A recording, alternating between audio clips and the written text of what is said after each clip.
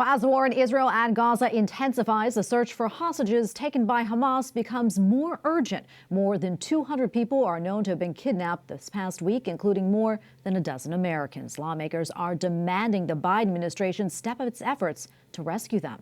Joining us now on Capitol Hill is Capitol Hill correspondent Erik Rosales with more on this. Erik. Well, good evening, Tracy. Among those believed to be held by Hamas are children, the elderly, peace activists, and even soldiers. Lawmakers tell me Hamas is following the same playbook of taking hostages to trade, just like Iran did with the recent prisoner swap with the United States. Today, I spoke with a woman who experienced Hamas's evil firsthand.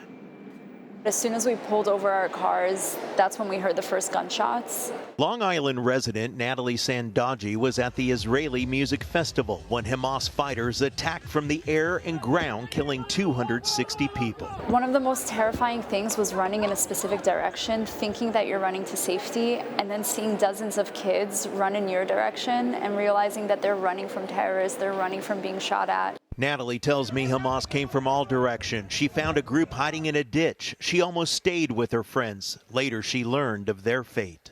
Most of the kids who stayed and hid in that ditch were shot and killed by the terrorists.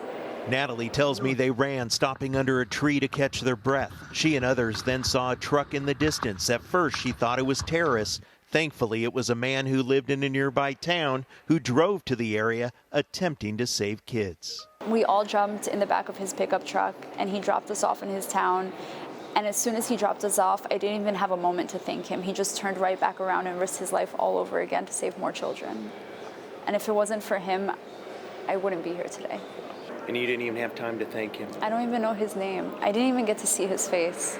Natalie tells me she's concerned with the Biden administration announcing a $100 million aid package to Gaza and the West Bank because that money will likely end up in the hands of Hamas. Lawmakers agree. They're holding Americans, and we're going to give them money.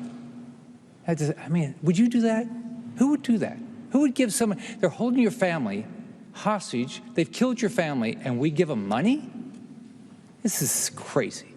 Natalie has this message to all Americans. We have the same common enemy, and that we need to come together to fight against this enemy, and that Israel needs America's support.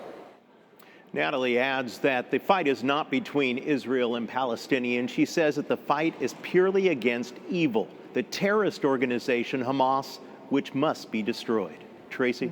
Unbelievable story right there, Erik. I know another story that you're following is the speakership of the U.S. House. What's the latest there?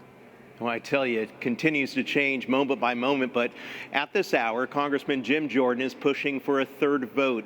It's not clear on exactly when that's going to happen, but the Ohio congressman emerged from a very intense meeting where there was a lot of screaming and yelling between lawmakers in the GOP conference saying that he is still running for speakership.